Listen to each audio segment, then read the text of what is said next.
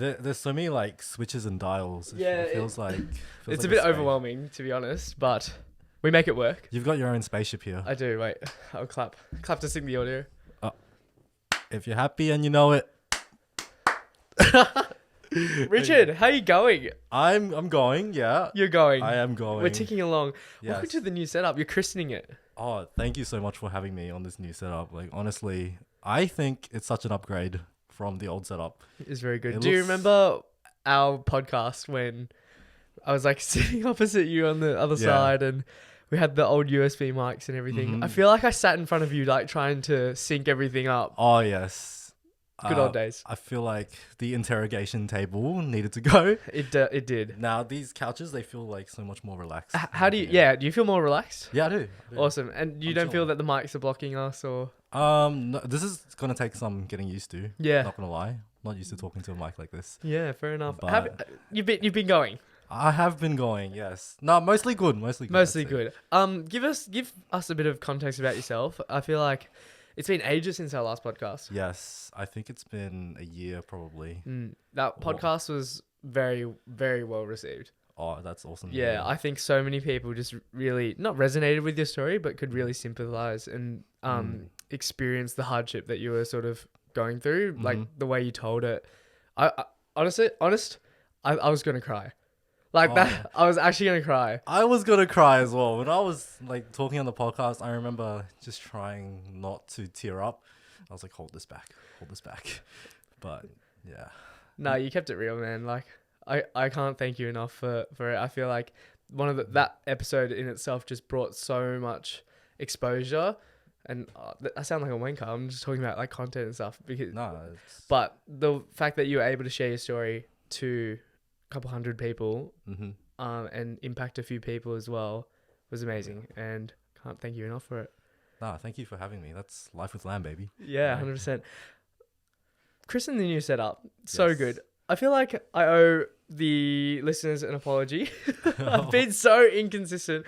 I thought I had everything mapped out. I was like, yeah, uni's going.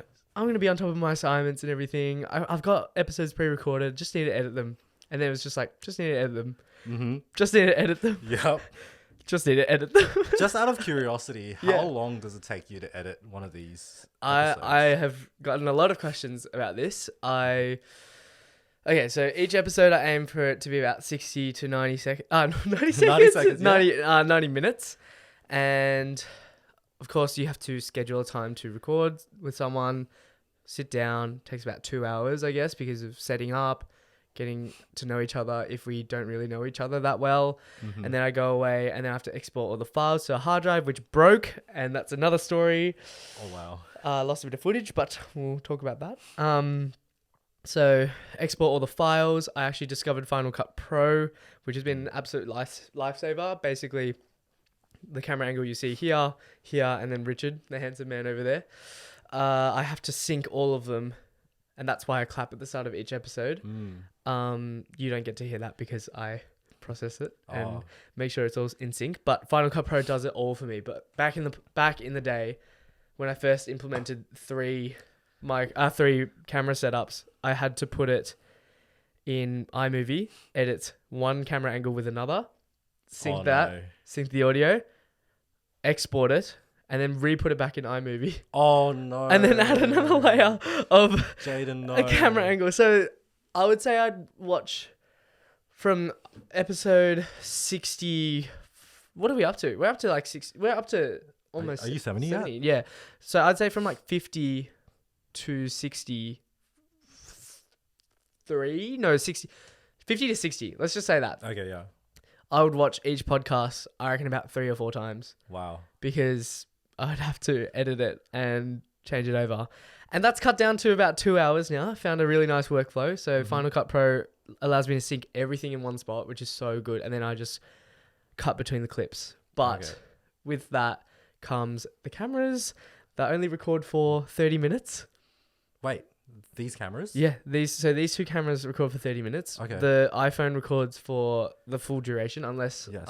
it runs out of battery or Okay. runs out of storage, which it has before, and I've lost all my footage Oh no. during recording. Wait, so how do you get the footage for the whole episode then if it only records for 30 minutes? So I actually have to get up between episodes. I don't know if anyone notices when they watch YouTube, but sometimes the footage just like stays on like the phone for like the longest time because the Canon G7X, which is the one I record myself with, it only records 27 minutes, and then this one here, the Canon 700D, records 29:59. So it's like staggered. So sometimes I'm like, okay, it's 30-minute mark, but then it's like someone's still talking, so I have to wait, and then I have to get up, change that one, and then by the time I change the G7X, it's like 5-6 minutes has gone. So it's just like 6 minutes of no me footage, which is the worst. We want me footage. Exactly. It's called Life with Lamb for a reason. Come on. That's so narcissistic. But yeah, it's just to answer your question in short, I would say like editing a whole podcast, getting the clips for it, getting the shearings for it. Yes. I would say 5 to 8 hours of my week of just like promoting, editing, getting subtitles for the clips, making sure they post.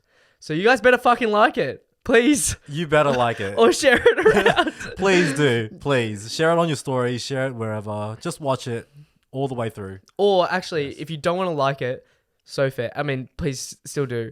But if anyone wants to help me out, do me a solid. That would be beautiful. I can't guarantee it will be paid yet.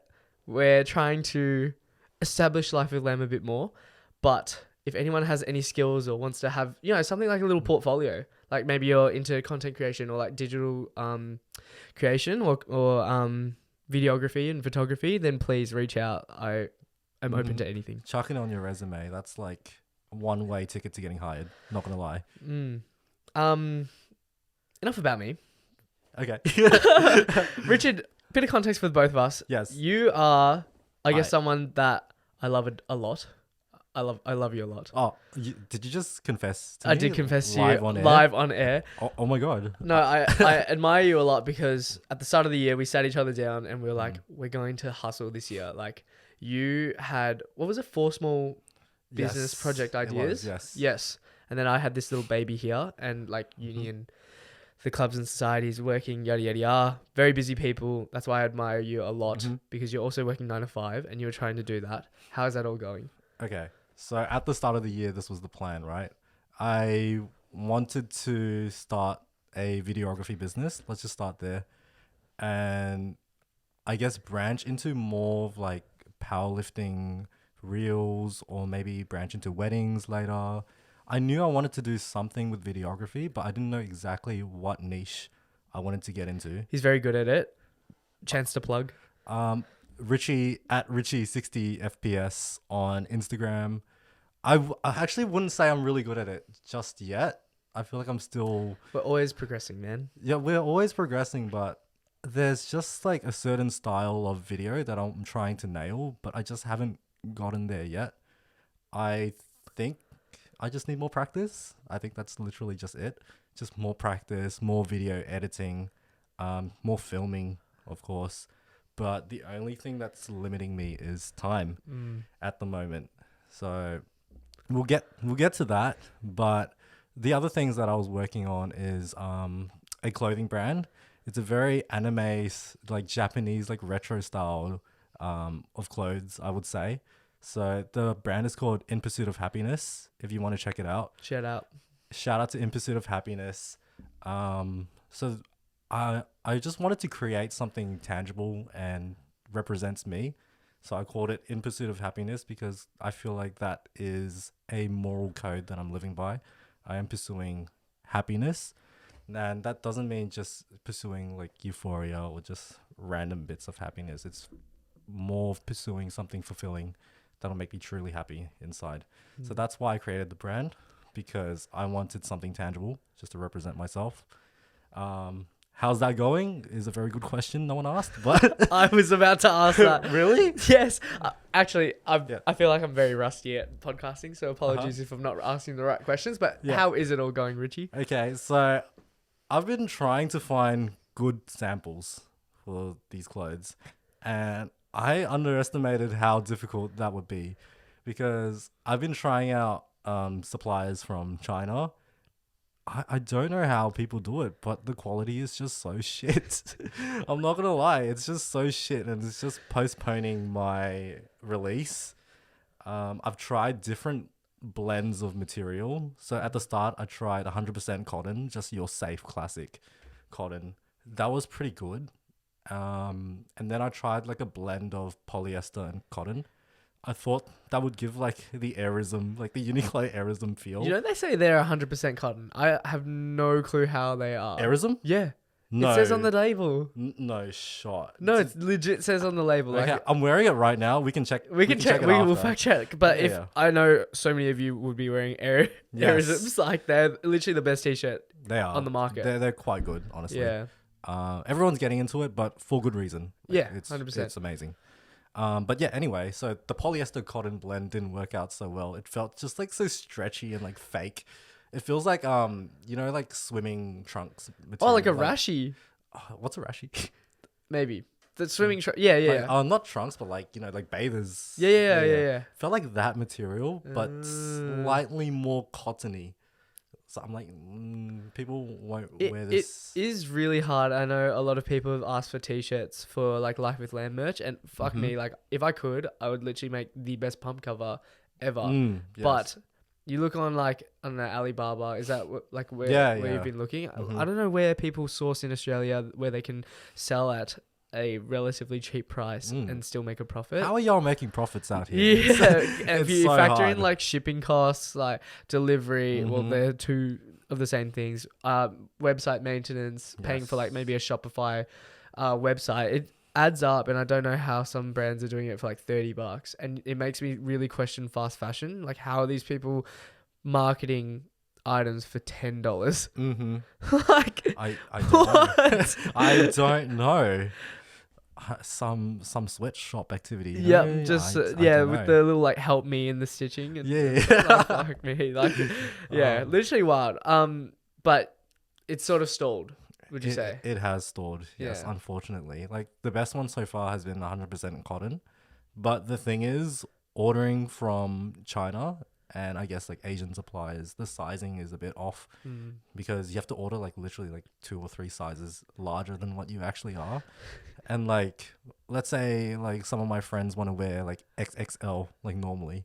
They have to literally like order XXXXXX Tentacion L. You know what I mean? Like it just doesn't feel right. Like if I have a measurement like guides, because when you're selling clothes, you should definitely have like a measurement guide, like a sizing chart. I don't want like to recommend like XXXXL for Yeah, people. exactly. It Just- doesn't look good. You have your generic extra small through to XL, and then Yeah. but inclusive sizing as well, maybe to double Yeah. XL and Mm, yada yada yada. yeah, it's not great, but I'm leaning towards like just going with like an Aussie brand and just like copying whatever minimal margins. Like doing an whatever. AS color sort of thing. Yeah. AS color is like relatively safe. I Like, mean, you yeah, know they're it's nice good. t-shirts. I feel like they're pretty complementary to like I guess speaking for myself, like a male body. They have the nice like rounded shoulders, fit quite nicely across your chest and everything, and like are a good length, not too long, which is always an issue for the short kings. Yes.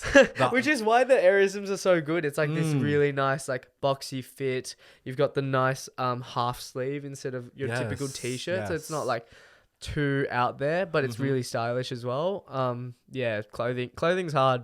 I don't know. I respect all the clothing brands, and like, yeah, it's a bit of a meme, you know, like your Mr. Winston copies where Yeah. everyone's doing like your bubble print hoodie and whatnot. But yeah, I respect clothing brands and like what they're doing. So Yeah, honestly, respect to anyone who's doing any side hustle. literally, hey. It's hard, man. It's hard, especially like if you have a full-time job or if you're studying full-time. Talk to us about that, because you are working a full-time job. You don't have to am. disclose where you are, but you're working the 9 to 5, and I feel like Yes. I have a lot of updates about that Mhm. realm, but I'd Oh, like you to yes. talk about your experience in it Uh-huh. and how you found juggling being so time poor because you literally Yes. get 8 hours sapped out of your day, plus minus like your sleep Uh-huh. and everything. So Yes. So for context, I work at a bank full time, and I've been here for 1.5 years now. And the 9 to 5 dream, all right. So back in uni, they would always promote to me, oh, you gotta get into the big four, man. Like KPMG, P Dubs, Deloitte to meet you, like that it was always promoted to me, like, because I was in Monash Accounting Students Association, very like academic club, like joining Big Four, any other firm was like a big deal. So in my head, like that was the way to go. And honestly, like now that I'm in a Big Four bank, which is not the same as Big Four accounting, so I can't speak on that. But it's similar just, vibes. yeah, it's similar vibes, but I guess it's draining. So for context, I work in an operations team, and we have daily, weekly, and monthly deadlines that we have to hit. So just an example, a daily deadline would be we have one at 10 a.m. that we have to hit. There's another one at 12 p.m. on Mondays. There's another one at 1:30 to 2 p.m. every day. And there's another one at 4:28 p.m. It's just 428. 4:28. That's oddly specific. Yeah, it is very oddly specific, and that is a very tight, very tight deadline. Things have to happen before those times, is what I'll say. And it can get very stressful, um, especially since we're always short staff in our team. So literally every day we are short at least 2 people every single day. And I don't want to call anyone out. I don't want to say anything bad, but I think it's poor leadership, poor planning. Like how could you just allow? Just like on the DL. Yeah, just on the DL. Just how can you allow that many people on leave? But anyway, I digress. So the 9 to 5 life itself is not actually a 9 to 5 life. I usually start at around 8:30 to 8:45 a.m. And there are some days where I have to finish at around 8 to 8:30 p.m. So it's more of a 12-hour day. Like I do get my lunch break sometimes. Sometimes, but it's because just the nature of my role itself. It's not like this throughout the whole organization, so don't be scared if you're getting into the 9 to 5 life. It's just my specific team, this operations team, that on some certain days you have to work really long because we have our morning sign off, so I have to log in early, and we have our nighttime. It's called the night shift, but it's not too late. I mean, it's 8:30, but But you start at 8 or 8:30. So it's like, a 12-hour day. And by yeah. that time, if anyone's worked an 8-hour shift or 8 plus, you'd definitely know. And I Mhm. feel like because I work retail, they put you on pretty long hours. So it's like, you sort of know how it feels. But Yes. yeah, anyway, Uh-huh. don't short sell yourself or cut yourself short. Yeah, I mean, the difference is that for me, I'm just sitting behind a computer. I don't really interact with too many people throughout the day. I mean, just my team and like the immediate teams around me. Is that by choice? No, it's just that's how the role works. So we're not a very front-facing client-based role. So it's very back end, but still, it's like all the grunt work for hours and hours and hours, and it can get pretty draining and daunting. And I guess the main problem with it is that you can't really plan things after work because you never know how long you're going to stay back. So that is quite an issue that I have encountered. I do resonate with the fact that a 9 to 5 is very romanticized, Mhm. all across the commerce degree and business degree and all those prestigious and high achieving Mhm. so-called anyway roles. I mean, you have Yes. your ATAR that determines it and everything, and it's good money. Yeah. Um, but is it worth the sanity that you lose from the role? You know what? Controversially, I'm gonna say yes. It's You worth reckon? it. Yeah, because all the bullshit that's been thrown at my way has built so much mental resilience and such like a strong work ethic and built so many good like time management skills. Whatever pain I endured, I believe it was worth it. I believe it was worth it. No, honestly, if you're looking to get into a 9 to 5, I would say try it out for 1 year at least. Yeah. And this is the update that I do want to give. Please. I flew up to Sydney 2 weeks ago and interviewed at said Big Four. Looking for an update. So I'm just like touching wood, touching everything to just see if that I can secure that role, because I feel like I do want to double back on my narrative that I project on the podcast. I feel that it's very tunnel visioned and it's just very it's very avoidant of reality. Yeah. And actually needing to work and find, I don't know, income to whether that's fund my retirement, fund side hustles, fund living, being a human being. You do need to work. I'm still on that bandwagon. I feel like you definitely do need to work as an individual. So I want to backpedal on the idea that of me shitting on the 9 to 5, because I haven't personally tried it myself, and this is not a New Year's resolution, but it's a resolution that I'm trying to adopt a bit more. And it's like, have that openness to accept and be curious about different roles and different jobs and opportunities as well. And don't be so narrow-minded in my interpretation of what the role or said opportunity is, because I haven't tried the 9 to 5. I haven't. Yeah. But I just see everyone praising it, and then maybe I just want to go against the grain or something. That's something that I've sort of like stepped back from this podcast and been like, maybe I'll give it a go and we'll see. And if I land the role, it's a graduate role, I will be in said 9 to 5 role. So I feel like I need to mentally prepare myself for it as well, and not be so like hasty towards it, or be like, oh, fuck the 9 to 5, like, oh, yada, yada, yada, you don't need to do 9 to 5 when I haven't even done it. Yeah. You know, like it's so, I'm a little bit embarrassed by it, to be honest, because I feel like I'm so passionate about not doing it, but it's like, I haven't even stepped foot in the realm of 9 to 5. But I can see where you're coming from though. I mean, it's just, the idea is just so romanticized, as you said. But I do want to correct you on one thing. You said if you get the role. You mean when you get the role. Thank you. That's, good wording. Good wording. So when you get the role, please, like, hit me up. I'll give you advice on, like, how to enjoy yourself in a 9 to 5. Because there are ways you can enjoy yourself in a 9 to 5. Yeah. But, this is what I see it. And this is what I've been thinking about a lot recently. So... And this isn't to like flex like what I'm doing or how much I'm doing or what I'm committed to. It's literally, this is what I've landed myself in as a 21. I turned 21. Happy birthday. Thank you very much. 21-year-old. So you've got uni full time. I do summer subjects and winter subjects, but I consider that still full time. You're doing 3 subjects. I feel like it's a lot still. Running a university society as a vice president, so lots of admin and managing lots of people, meetings and groups as well. Meetings, a lot of commitments. Working part-time retail, so that's about 2 to 3 shifts a week. Picked up another role doing memberships and marketing leadership. Oh wow! Okay. At a local sporting club, which is really exciting. Oh, I did see that. Yes. Yes. So that's like about 5 hours of the week. I've got powerlifting training, which is 4 days a week, and it takes about 2.5 hours per session. Yeah, that's almost 10 hours out of your week. Literally.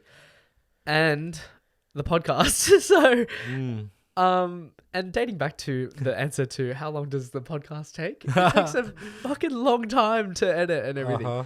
So how I see it, and that was not me flexing at all. This is how I see it is 9 to 5. Yes, I might be working the odd overtime here and there. Hopefully not. Maybe. Hopefully I time manage enough. You will. Hopefully, I will time manage enough. But how I see it is uni is out of the picture. Retail job is out of the picture. new membership marketing admin role is out of the picture, uni club is out of the picture. Mm-hmm. So then I'm left with work, gym, podcast, Hell yeah. and girlfriend. Ah, Girlfriend's a big one. Girlfriend's a big one. Yep, that's we can't quantify how many hours that takes. You know, We can't. That's Fluctuates here and there. So Yeah, we'll see how. I reckon if Sydney was in, if Oh. Ithaca was in Sydney, yeah. god damn, it's a bit late, you know. If Ithaca was in Melbourne, God, I didn't even get it right the first time. I just don't know where I'd find time to fit like half of this stuff. But anyway, that's just my like holistic view of. I feel like a 9 to 5 or something structured, Yes. at least, might be actually good for me and a bit of a good change. Structure does help a lot. Mm. And there are good things from a 9 to 5. I'd say one good thing is the people you meet there. Like, I've met so many like great people from my workplace. Shout out Kelvin, Clyde, Melina. Shout out to you guys. Honestly, like the banter you can have with like some of your coworkers. Like, I pray you get good coworkers because it just makes the difference.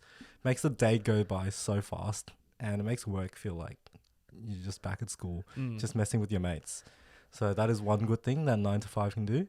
Another good thing, this is going to sound so bad, but please don't take it the wrong way, is you learn how to gaslight. And let me explain what I mean by you learn how to gaslight.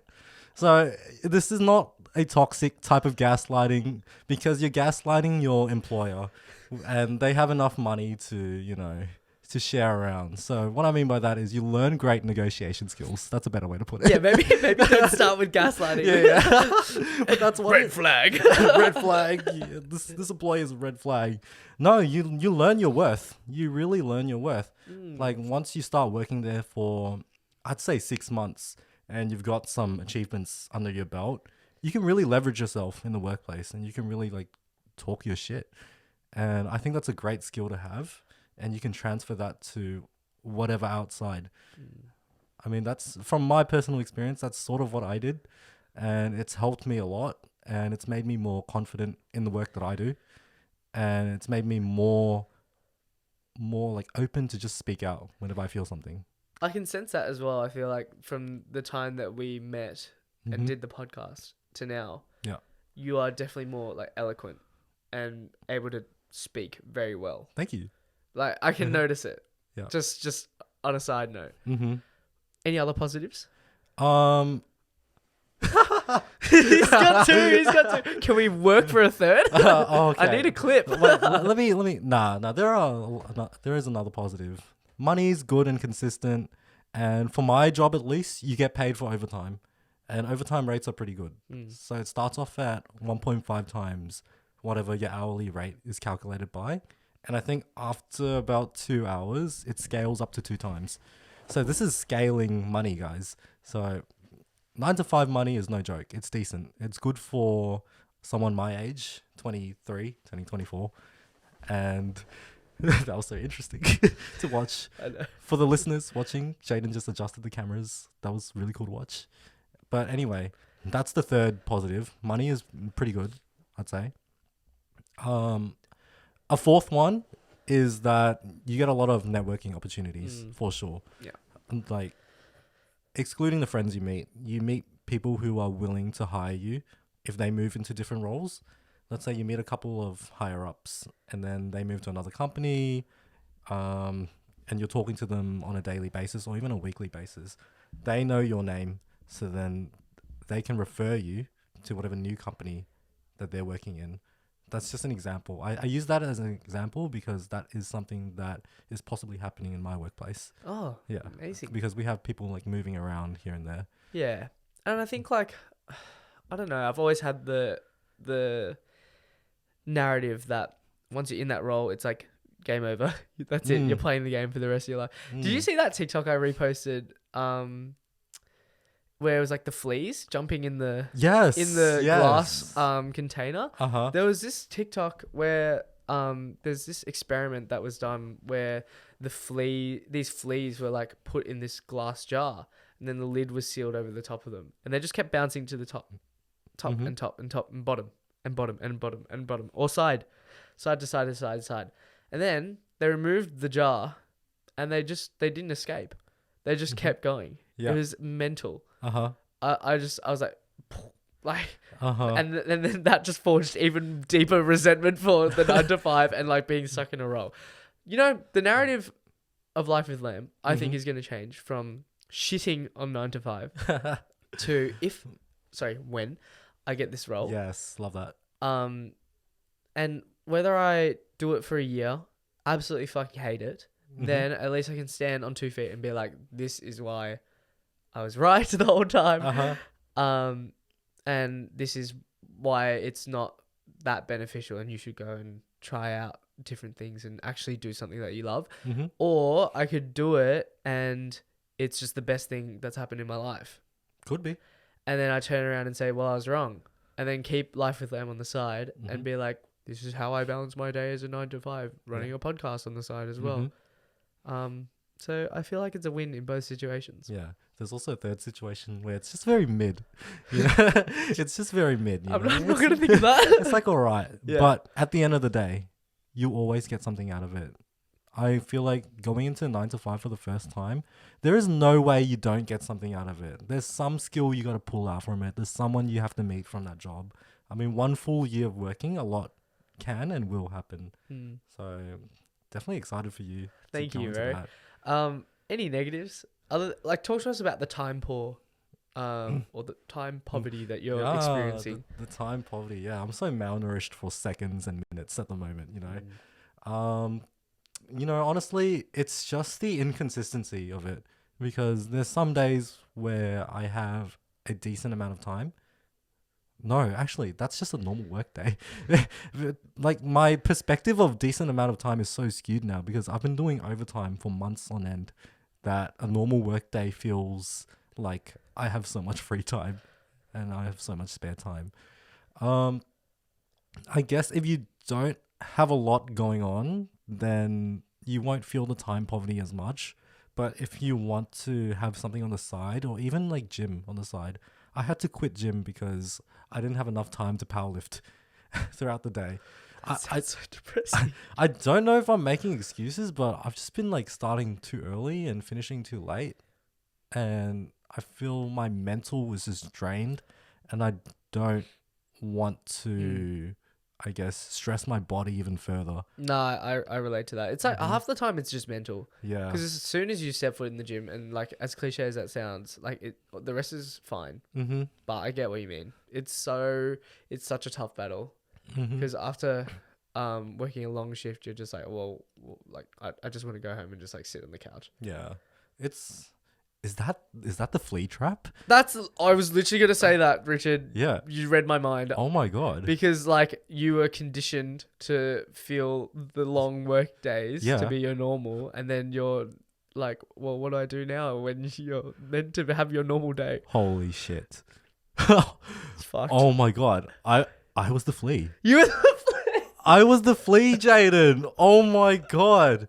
No, I feel like it's such a good thing that I came here then, now that I realize this. you're like woke. Yeah, It's the new room. I'm telling you. this room has This room- something in it. It makes me feel like I want to do more with my life. Max, come here to feel enlightened. I'm charging $2 a head. $2 a head. That's cheap. That's cheap, bro. That's It's cheap. deal of your life. Come on. Catch you on Ozbargain.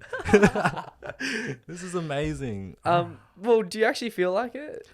Yeah, I do. I do Yeah. feel like it. Well, no, actually, I felt that way for a couple of months, Yeah. but up until recently, and by recently I mean this Monday, I I started gym again, and I feel like something's awakening in me. Congrats. Thank I'm you. gonna give you a clap. Thank you so much. Thank you. That's actually, yeah, it's awesome. I think with whatever you do, you need something on the side. Mm-hmm. You have to have something on the side. And how privileged are we that and a lot of gym bros out there that they can literally go and say, this is my outlet. Some people like don't want to exert themselves, and that's fine. But then Yep. it's like, what else do you have? You know, yes, you can be reading, doing arts and crafts, playing music. Mm-hmm. Those are perfectly fine. But it's like some people really just don't have any drive Mm-hmm. outside of this monotonous 8 to 8 or 9 to 5. You know, Mhm. Powerlifting is a privilege. Oh, it honestly. actually is. Yeah, it is a privilege. it is. And I'm grateful that I can, or I have the time and the resources to, I guess, push my body, and the amount of money that goes into it as well. Just eating, it's definitely a privilege. Yeah. But what I was feeling for the past couple of months is that powerlifting felt like me just chasing arbitrary numbers. That's how I felt. I was being like negative Nancy in my head.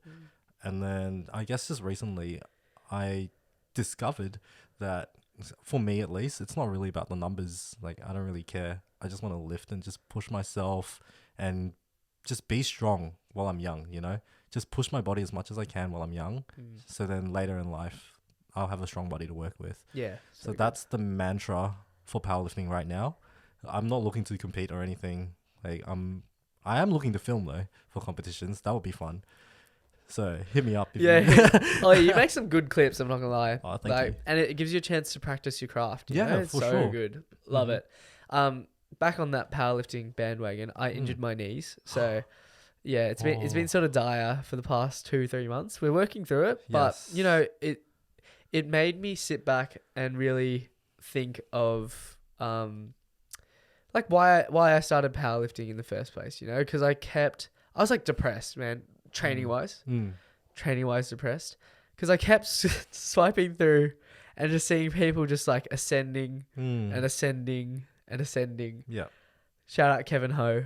Ah, yes, Kevin Ho. Fuck me, that guy's amazingly strong. That guy's an animal. Like, So sexy. I reckon we were like neck and neck. He definitely had like a wedge above me, but he just like, ever since the injury, it just looked like he just kept leveling up, and that was very depressing. I'm just gonna leave that in there. But the injury really taught me like to be grateful of gym. Yes, I think. And I hate to be those like guys who like sit on a fucking podcast and talk about, oh, you're a gym bar, so much, you know, like, but it's like you said, a privilege to be doing such an intense sport. Yes. And exerting ourselves physically and have like this side outlet that we can call an outlet and something that we have a passion in. Yes. Because so many people lack passion and drive, but it's like this select group of people have the gym as an outlet and like can further themselves in that environment. So yeah, the injury has done wonders, I reckon. I think I'm sort of more dialed in now, like very appreciative of programming and like resting properly and actually hitting sessions and not being like, oh yeah, like I'll skip my accessories today, you know? So yeah, shout out my crook knees. Thank you very much. Yeah, don't skip accessories. Do not.